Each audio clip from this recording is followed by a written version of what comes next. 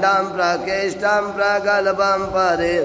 अखण्डम् अजं भानुकोटिप्रकाशं त्रयशूलनिर्मूलनं शूलपाणि भजेऽहं भवानीपतिभावगम्यं कलातीतकल्याणकल्पान्तकारी सदा सच्चिदानन्ददाता पुरारी चिदानन्द मोहापहारे प्रसीद प्रसीद प्रभो नन्ददा न यावदो मानादपादारविन्द भजन्ति हलोके परिवानरायणं न तावत् सुखं